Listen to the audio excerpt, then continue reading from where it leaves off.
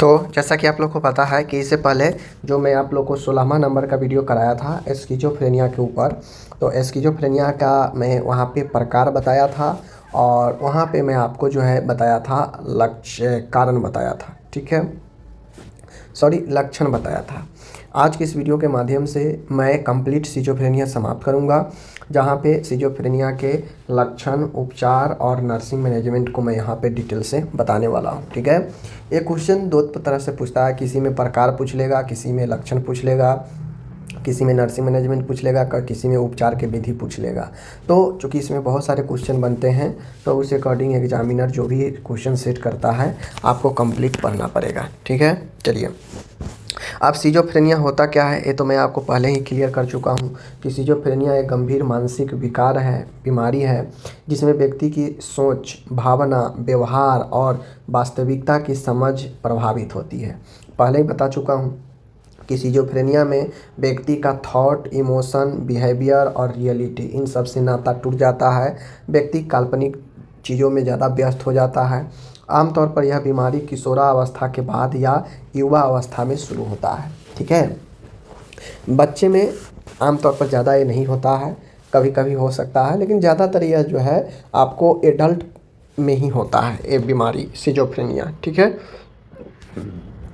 Schizophrenia के कारण, ठीक है, मैं आपको कारण यहाँ पे देखता हूँ कि सिजोफ्रेनिया के कारण क्या क्या हो सकता है, ठीक है ना। वह कौन कौन से कारण हैं जो इस सिजोफ्रेनिया को उत्पन्न करने के लिए जिम्मेदार हो सकता है। सिजोफ्रेनिया का कोई एक कारण नहीं होता है, बल्कि कई जैविक, मनोवैज्ञानिक और सामाजिक कारण मिलकर इसे उत्पन्न करता है। देखिए, मानसिक रोग जो होता है, मानसिक रोग का कोई एक कारण नहीं होता है कि फलाने कारण के कारण जो है आपका ये बीमारी हो गया है, नहीं। मानसिक रोग में आपका शारीरिक गतिविधि भी, मेंटल गतिविधि भी, आसपास के गतिविधि, ये सब भूमिका निभाता है, ठीक है।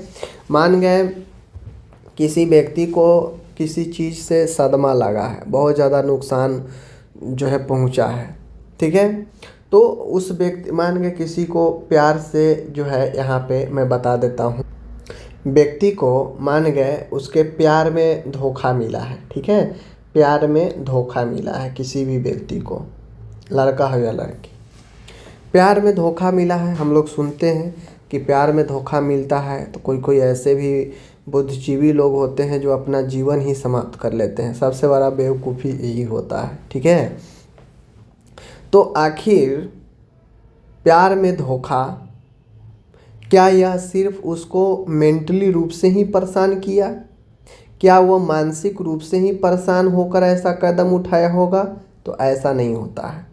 पहला तो क्या हुआ होगा कि वह व्यक्ति मेंटली रूप से तो परेशान हुआ ही होगा, वह आसपास के व्यक्तियों से नाता तोड़ लिया होगा, क्योंकि जब सामाजिक रूप से वो व्यक्ति अलग हो जाएगा तो ऑटोमेटिक है उसके परेशानी को कोई नहीं सुन पाएगा, कोई नहीं समझ पाएगा और नहीं उसे कोई सपोर्ट कर पाएगा।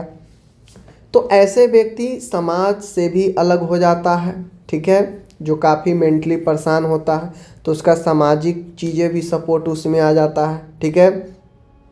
खुद का उसका मन बेचैन रहता ही है और साथ में उसका जो शरीर है वह भी जो है दिन प्रतिदिन उसको उसी दिशा में ले जाने लगता है। तो इसमें टोटली चीज़ फैक्टर होता है किसी भी मानसिक रोग होने में। कोई व्यक्ति शारीरिक, मनोवैज्ञानिक और सामाजिक, इसीलिए कहा जाता है मानसिक रूप से तभी स्वस्थ होता है व्यक्ति जब उसका फिजिकल, मनोवैज्ञानिक और सामाजिक ये सब ठीक है, तभी एक बेहतर स्वास्थ्य की परिभाषा होती है। तो सिजोफ्रेनिया के केस में या कोई भी मानसिक रोग के केस में सेम होता है कि सिजोफ्रेनिया या कोई भी मानसिक रोग का कारण कोई एक जो है चीज़ नहीं होता है, बल्कि इसमें बायोलॉजिकल फैक्टर, मनोवैज्ञानिक फैक्टर और सामाजिक फैक्टर ये सब होते हैं, ठीक है, इंक्लूडेड होते हैं। अब आप कहेंगे कि भाई ये बायोलॉजिकल जैविक कारण क्या क्या होता है। तो जैविक कारण जो हमारे खुद के बॉडी से रिलेटेड हो सकते हैं, जैसे डोपामाइन का असंतुलन होना। डोपामाइन एक केमिकल है, ठीक है, केमिकल है, रसायन है जो खुद हमारे बॉडी में मौजूद है। तो डोपामाइन में अनियमित होना भी एक कारण बनता है, ठीक है, क्योंकि यह न्यूरोट्रांसमीटर होता है जो हमारे ब्रेन को सिग्नल प्रोवाइड करता है। तो इसमें अनियमितता होने से भी व्यक्ति को ये समस्या होता है, बायोलॉजिकल कारण। नेक्स्ट है मस्तिष्क की संरचना में बदलाव। आपके जो ब्रेन स्ट्रक्चर है उसमें कुछ स्ट्रक्चर गड़बड़ हुआ है, या उसमें कोई नर्व डैमेज है, या कुछ भी आपके ब्रेन में मस्तिष्क के संरचना में कुछ बदलाव, आनुवांशिक होने पर जोखिम अधिक होती है। हेरिडेटरी फैमिली हिस्ट्री अगर पूर्व में है किसी को मानसिक रोग तो ये ज़्यादा संभावना बनता है। बायोलॉजिकल गर्भावस्था के दौरान संक्रमण या कुपोषण, ये सब भी बहुत ज़्यादा कारण बनता है। बायोलॉजिकल कारण आपके परिवार, आपके खुद, आपके बॉडी से ही रिलेटेड कारण हो सकते हैं, ठीक है। तो डोपामाइन भी आपके किसी को अगर हो रहा है मानसिक रोग तो डोपामाइन असंतुलन है, मतलब उसका ब्रेन से ठीक ढंग से डोपामाइन का रेगुलेशन नहीं हो रहा है, ठीक है। मस्तिष्क में स्ट्रक्चर में अचानक से बदलाव होने लगा हो, ठीक है, जैसे मस्तिष्क में ट्यूमर हो, चोट लग गया हो, ये सब। अनुवांशिक मतलब हेरिडेटरी हो, फैमिली दर फैमिली किसी को होते आ रहा हो। गर्भ अवस्था के दौरान कुपोषण या संक्रमण, तो ये सब के सब जो है आपके फैमिली से लेकर खुद का रीजन होता है बायोलॉजिकल रीजन, जैविक कारण, ठीक है। दूसरा कारण होता है मनोवैज्ञानिक कारण, साइकोलॉजिकल कॉज। साइकोलॉजिकल कॉज में बचपन का आघात, बचपन का ट्रॉमा। ट्रॉमा ये मतलब नहीं कि चोट लग गया है, नहीं। बचपन का चोट आघात का मतलब होता है कि माता पिता बचपन में चल बसना, वो भी एक बहुत बड़ा कारण हो सकता है, ठीक है। माता पिता में बार बार लड़ाई, उसका इफेक्ट बच्चे के ब्रेन दिमाग पर पड़ा, उससे भी हो सकता है। मतलब कुछ भी ऐसे चीज़ें हो सकते हैं बचपन के जो पुनः याद आए और उससे व्यक्ति को दिक्कत होने लगता है। अत्यधिक तनाव, मनोवैज्ञानिक कारण, साइकोलॉजिकल कॉज। तो साइकोलॉजिकल कॉज यह सब मन से रिलेटेड कॉज होगा, दिमाग से रिलेटेड होगा। जैसे नॉर्मल है, अचानक बचपन की कुछ चीज़ें याद आ गई और ऐसी याद आई कि व्यक्ति बेहोश हो गया, व्यक्ति जो है शौक लग गया व्यक्ति को, व्यक्ति मूर्छित हो गया, व्यक्ति एकदम गुमसुम हो गया, डिप्रेस्ड हो गया। होता है ना कभी ऐसे बात याद आ गया ज़िंदगी का जिससे व्यक्ति सोचकर डिप्रेस्ड हो जाता है। भावनात्मक उपेक्षा, भावनात्मक उपेक्षा का मतलब होता है कि इमोशनली रूप से लोग आपको निगलेक्ट कर दिया हो, आपको लोग एक्सेप्ट नहीं कर रहा, चाहे आपके घर के लोग, आसपास के लोग, तो उससे भी मेंटली प्रभाव पड़ता है व्यक्ति को। तो साइकोलॉजिकल फैक्टर कॉज में वे सारे कारण होंगे जो मन प्रभावित होगा, और मन प्रभावित होने से सिजोफ्रेनिया होता है, ठीक है। तो इन चीज़ों को ध्यान में साइकोलॉजिकल में रखना है। साइकोलॉजिकल में बचपन का ट्रॉमा, आघात, अत्यधिक तनाव, टेंशन लेना, ठीक है, स्ट्रेस लेना, भावनात्मक उपेक्षा होना, ये सब जो है खुद से, और भी इसमें चीज़ें हो सकता है, बात समझ गए ना। तो ये सब चीज़ें ध्यान में रखना है। आगे है सामाजिक कारक। अब आता है सामाजिक कारक, यानी समाज से होने वाला कारण, और वो कारण हमारे ब्रेन पर इफेक्ट करता है या किसी के भी इफेक्ट करता है और व्यक्ति को पागल कर देता है। तो समाज भी कम नहीं होता है।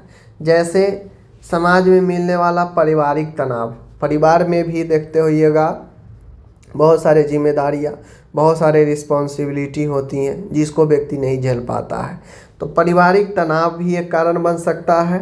देखिए सिजोफ्रेनिया गंभीर बीमारी है, तो तनाव हो गया, डिप्रेशन हो गया, ठीक है ना, ओसीडी हो गया, छोटे मोटे जो बीमारी सब है मानसिक रोग, वो सब इंक्लूडेड होता है कारण में। किसमें? सिजोफ्रेनिया, क्योंकि सिजोफ्रेनिया भयंकर पागलपन है, पूर्ण पागलपन, ठीक है, इसको ध्यान रखिए। सामाजिक अलगाव, समाज से लोग आपको निगलेक्ट कर दिया हो, आपको हीन भावना देखता हो, समाज में लोग आपको इज्जत न करता हो, ये सब सामाजिक कारण बनता है। सामाजिक अलगाव में नशे का सेवन, विशेषकर कैनेबिस, नशे का सेवन बहुत ज़्यादा करना भी मन के लिए, मानसिक रोगों के लिए काफ़ी ज़्यादा हानिकारक होता है। तो तो सामाजिक फैक्टर में वे सारे चीज़ हो सकते हैं। ठीक है, सामाजिक फैक्टर में जो है आपको बहुत सारे चीज़ हो सकते हैं। समाज से होने वाले उत्पीड़न और जिसके फलस्वरूप मानसिक रोग होता है तो सामाजिक कारण बनेगा। ठीक है, मनोवैज्ञानिक कारण में बहुत सारे चीज़ हो सकता है, परिवार के जिम्मेदारियों से अलग होना, ठीक है ना, और भी कारण हो सकते हैं, आर्थिक कारण भी हो सकता है। तो जो भी कारण है आप लिख सकते हैं जिससे आपको लगे कि कोई व्यक्ति को मन प्रभावित हो सकता है, मानसिक रूप से व्यक्ति प्रभावित हो सकता है, उस सारे कारण को आप इंक्लूड कर सकते हैं। ठीक है, चलिए आगे बढ़ते हैं।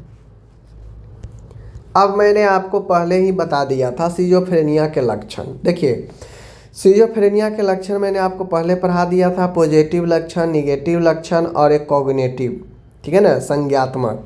तो देखिए, पॉजिटिव लक्षण जो है मैंने पहले ही क्लियर कर दिया था कि इसमें समान व्यवहार के अतिरिक्त कुछ लक्षण होते हैं, वो पॉजिटिव सिम्टम, सकारात्मक चिन्ह होते हैं। ठीक है, सिजोफ्रेनिया के, जैसे डेलूजन, भ्रम, जैसा कोई नुकसान पहुंचाना चाहता हो और ऐसा रियलिटी होता नहीं है, फॉल्स बिलीफ, वही डेलूजन, व्यक्ति के अंदर भ्रम बना रहता है। ठीक है, मति भ्रम, एक अलग आवाज़ सुनाना, अलग गंध जो है पता लगना, अलग कुछ दिखना, ये सब हेलुसिनेशन होता है। ठीक है, और असंगठित बोलचाल, कभी कुछ बोलना, कभी कुछ बोलना, कभी कुछ बोलना, ये असंगठित बोलचाल होता है। अजीब व्यवहार दर्शाना, तो ये सब जो है आपके पॉजिटिव लक्षण होते हैं, जिसमें व्यक्ति जो है सिजोफ्रेनिया के सकारात्मक मरीज होने का प्रथम जो है स्टेप मिलता है। भ्रम, मति भ्रम, असंगठित बोलचाल, अजीब बिहेव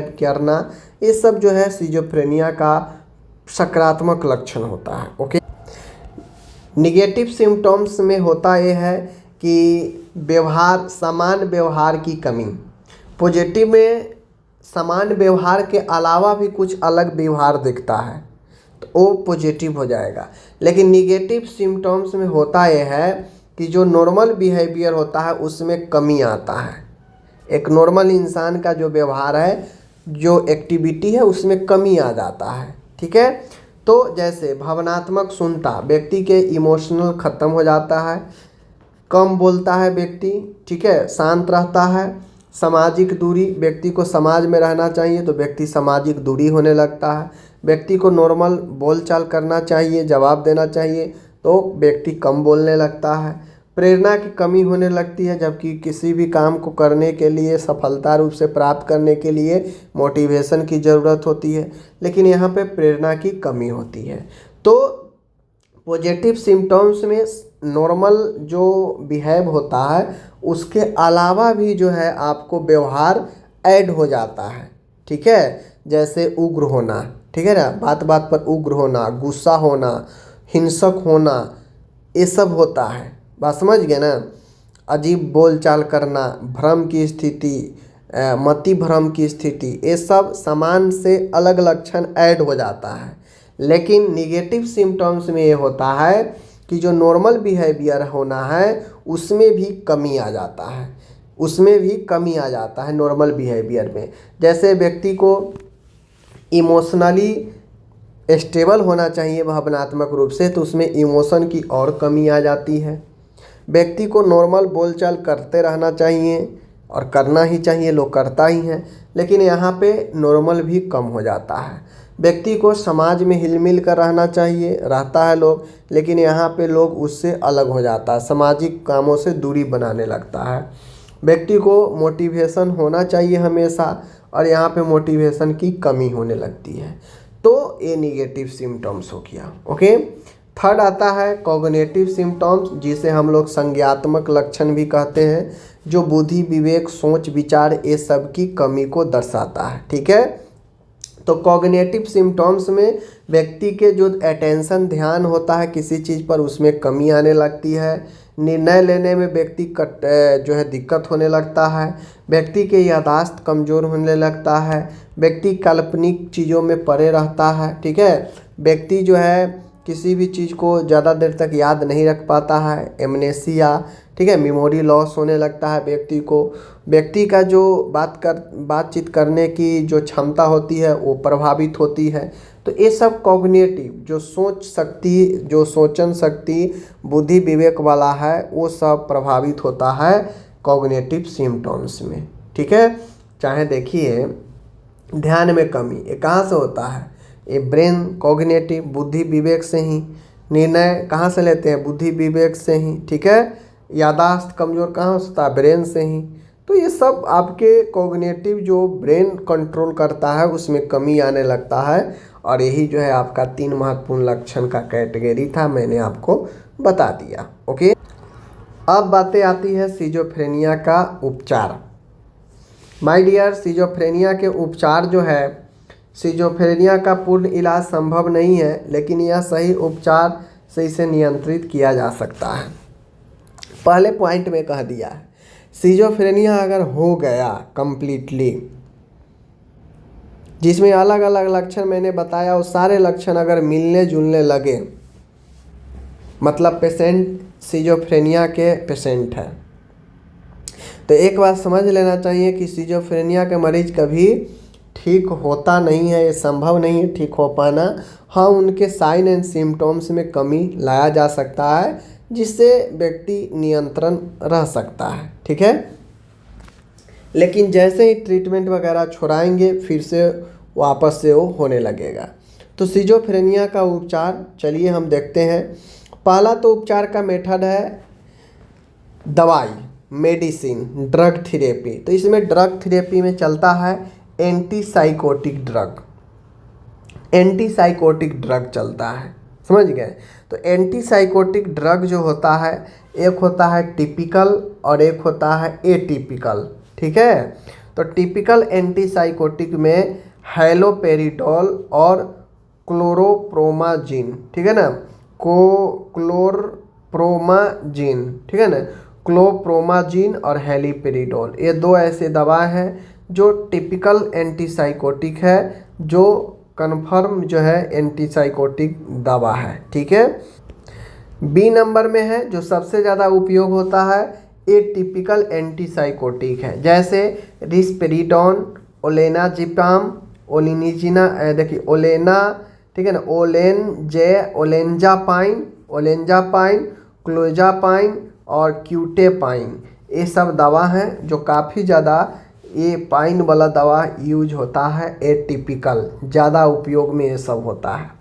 लेकिन इसके लेने के साइड इफ़ेक्ट भी होते हैं, जैसे वज़न बढ़ने लगना, कंपी आना, सुस्ती होना, डायबिटीज़ का खतरा होना। ये दवाइयाँ लेने पर खतरा थोड़ा सा रहता है, तो इन बातों को ध्यान में आपको रखना पड़ेगा। ठीक है, अब आता है दूसरा मेथड। पहला मेथड है एंटीसाइकोटिक मेडिसिन, ड्रग थेरेपी। दूसरा मेथड है साइकोथेरेपी, ठीक है ना, साइकोथेरेपी जिसे मनोचिकित्सक उपचार कहते हैं। इसमें एक साइकोलॉजिस्ट होते हैं जो पीड़ित व्यक्ति को थेरेपी देते हैं, जैसे कॉग्निटिव बिहेवियर थेरेपी, यानी व्यक्ति के व्यवहार में परिवर्तन लाने वाला उपचार किया जाता है, जिससे व्यक्ति के व्यवहार में परिवर्तन लाया जा सके, CBT। फैमिली थेरेपी, व्यक्ति के परिवार में रहकर परिवार के सदस्यों के बीच में यह थेरेपी दिया जाता है। सोशल स्किल ट्रेनिंग दिया जाता है ताकि व्यक्ति समाज में अपने स्किल का उपयोग कर सके। बिहेवियर थेरेपी, व्यवहार जो है व्यक्ति को व्यवहारिक रूप से व्यवहार परिवर्तन के लिए बिहेवियर थेरेपी दिया जाता है। तो ये सब थेरेपी मनोचिकित्सा में चलता है, ग्रुप थेरेपी, सोशल थेरेपी, बहुत सारे थेरेपी है, सब थेरेपी चलता है। ये साइकोथेरेपी है जो एक साइकोलॉजिस्ट के द्वारा मरीज को दिया जाता है। इसमें कोई दवाई वगैरह उपयोग नहीं होता है। इसमें मरीज के समस्या, मरीज को ट्रेनिंग, पुनर्वास में कि कैसे मरीज जो है ठीक हो पाएगा, इन सब चीज़ों से जो है ट्रेनिंग दिया जाता है। ओके, तीसरा मेथड है इलेक्ट्रोकन्वल्सिव थेरेपी, जिसे ECT हम लोग बोलते हैं। यह एक इलेक्ट्रिक शॉक होता है, जिसमें एक मशीन का नाम है ECT। यह ECT के माध्यम से व्यक्ति को झटका दिया जाता है ब्रेन में, और यह गंभीर या दवा से लाभ न होने पर, आत्महत्या के जोखिम में, काफ़ी ज़्यादा हिंसक होने पर यह ECT दिया जाता है। ECT नॉर्मल, अगर सिजोफ्रेनिया है लेकिन व्यक्ति नॉर्मल है तो ये नहीं दिया जाता है। सिजोफ्रेनिया तभी देते हैं जब व्यक्ति के अंदर आत्महत्या की प्रवृत्ति आने लगे, व्यक्ति बहुत ज़्यादा हिंसक हो जाए, आत्महत्या खुद के या दूसरे को नुकसान पहुंचाने का कोशिश करे, तब उसे झटका ईसीटी देते हैं। ठीक है। चौथा जो है, अगर व्यक्ति नहीं बात माने तो उसे हॉस्पिटलाइज कर देते हैं। जब मरीज खुद या दूसरों के लिए खतरनाक हो तब जो है उसे हम हॉस्पिटलाइज कर देते हैं और दवा समायोजन के लिए, ताकि सही दवा चल सके। तो ये 4 प्रकार से जो है आप ट्रीटमेंट कर सकते हैं किसी भी मानसिक रोगियों को, या किसी भी मानसिक रोगियों नहीं, गंभीर मानसिक रोगियों को। ठीक है। अब आता है यहाँ पे नर्सिंग मैनेजमेंट। नर्सिंग मैनेजमेंट काफ़ी महत्वपूर्ण है। नर्सिंग मैनेजमेंट में हम पहले करते हैं मूल्यांकन, असेसमेंट। असेसमेंट में होता है कि भ्रम और मति भ्रम का निरीक्षण किया जाता है कि किसमें भ्रम और कितना मति भ्रम है, इसका निरीक्षण किया जाता है। आत्महत्या का जोखिम देखा जाता है। दवा पालन कर रहा है मरीज, नहीं कर रहा, इसका जांच किया जाता है।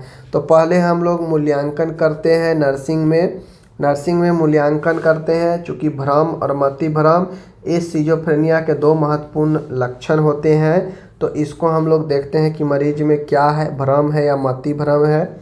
आत्महत्या का जोखिम कितना है मरीज के अंदर, इसको चेक करते हैं। दवा ठीक ढंग से मरीज ले रहा है नहीं ले रहा है, इसको देखेंगे। तो ये मूल्यांकन करके हम पता करते हैं। ओके। फिर आगे है थेरेपेटिक कम्युनिकेशन है, यानी उपचारात्मक संप्रेषण है, जहाँ पे शांत और स्पष्ट भाषा को प्रयोग करना चाहिए नर्स को। भ्रम का समर्थन न करे नर्स। ठीक है। वास्तविकता की ओर जेंटली लाए, यानी थेरेपेटिक कम्युनिकेशन कैसा होना चाहिए, नर्स को कैसा थेरेपेटिक कम्युनिकेशन करना चाहिए, शांति से क्लियर भाषा का प्रयोग करना चाहिए। भ्रम का समर्थन न करें, क्योंकि ऑलरेडी मरीज भ्रम में है और आप भी भ्रम का सपोर्ट करेंगे तो हो सकता है आप भी पीड़ित हो जाएंगे उससे। वास्तविकता की ओर तेज़ी से आप जो है मरीज को लाएंगे रियलिटी की ओर, क्योंकि व्यक्ति को रियलिटी से ही तो नाता टूट जाता है ना सिजोफ्रेनिया में। समझ रहे हैं। उदाहरण के लिए, गलत, हाँ कोई आपको मारना चाहता है, ये गलत बात है। सही, मुझे ऐसा कुछ नहीं दिख रहा है लेकिन मैं समझता हूँ। ठीक है ना, ये बातें ध्यान में रखिए। तो ये समझाने का तरीका है, बात समझ। आगे आता है safety measure. Safety measure, as a nurse आपको सेफ्टी मेजर का भी ख्याल रखना चाहिए। मरीज का खतरनाक वस्तुएं हटा दें, लगातार निगरानी करते रहें मरीज का, आत्महत्या की रोकथाम करें। तो सेफ्टी मेजर भी मानसिक रोगियों के लिए काफ़ी महत्वपूर्ण होता है। तो सेफ्टी में खतरनाक वस्तुएं हटा दें, वैसे मरीजों के पास से कोई भी रस्सी हो, बांधने वाला बेल्ट उल्ट हो, उसको हटा दें। लगातार निगरानी मॉनिटरिंग करते रहें। आत्महत्या की रोकथाम के लिए प्रयास करना चाहिए। चौथा पॉइंट है मेडिकेशन का मैनेजमेंट करना चाहिए। एज ए नर्स दवा समय पर दे, साइड इफ़ेक्ट पर नज़र रखे। मरीज और परिवार को शिक्षित करना चाहिए कि ये दवा से क्या क्या चीज़ें हो सकता है और क्या क्या चीज़ें जो है नॉर्मल हो सकता है। ओके। आगे है फैमिली एजुकेशन। फैमिली एजुकेशन कहने का मतलब होता है कि बीमारी की जानकारी देना, समझ गए, बीमारी की जानकारी देना। पारिवारिक में लोगों को शिक्षा देना चाहिए कि बीमारी के बारे में जानकारी दीजिए, नियमित दवा का महत्व समझाए, रिलैप्स के संकेत बताए, यानी दोबारा जो बीमारी है होगा तो इसका संकेत बता दें। ठीक है। तो फैमिली एजुकेशन में हम काउंसलिंग करते हैं किसको, फैमिली वाले को, कि क्या क्या हो सकता है, इसमें क्या क्या हमें करना चाहिए, ये हमें फैमिली वाले को बताना पड़ता है। छठा पॉइंट है सोशल रिहेबिलिटेशन। ऑक्यूपेशनल थेरेपी के माध्यम से व्यक्ति को समाज में जीने के लिए बनाए। ठीक है। ट्रेनिंग करे। समूह ग्रुप थेरेपी दे, ताकि लोग ग्रुप में रहकर खुद को ढाल पाएँ। दैनिक गतिविधियों में भागीदारी लाएं, ताकि लोग अपने काम को डेली वाइज लाइफ स्टाइल में कर सकें। तो ये सारा चीज़ था सिजोफ्रेनिया के कारण, लक्षण, नर्सिंग प्रबंध, उपचार विधि, सारा मैंने बता दिया। अब आपको इसको अच्छे से देखकर एग्ज़ाम में अगर पूछेगा तो लिख दीजिए। देखिए नर्सिंग में कुछ नहीं होता है। नर्सिंग में हम असेसमेंट करके पता करेंगे, सुरक्षा का ख्याल रखेंगे, सोशल रिहेबिलिटेशन करेंगे। ठीक है ना। हेल्थ एजुकेशन देंगे, फैमिली एजुकेशन देंगे। तो जो सारे चीज़ हो एज ए नर्स आप इन चीज़ों में क्या क्या कर सकते हैं आपको लिखना पड़ता है। एज ए नर्स आप क्या क्या कर सकते हैं, ठीक है ना। दवाई का हमेशा निगरानी करेंगे, मॉनिटरिंग करेंगे। अगर आपको ऐसे पॉइंट दे दे के नहीं लिखने आता है तो डायरेक्ट 15-20 पॉइंट लिख दीजिए कि आप इन सिचुएशन में एज ए मरीज को सिजोफ्रेनिया है तो आप क्या क्या उसमें कर सकते हैं। लगातार 10-15 लाइन भी आप लिख सकते हैं नर्सिंग प्रबंध में, ठीक है, वो भी चलेगा। और ऐसे 5-6 1-2 पॉइंट बना के भी उसके अंदर 2-2 3-3 पॉइंट लिख सकते हैं। बात समझ गए। तो जैसा आप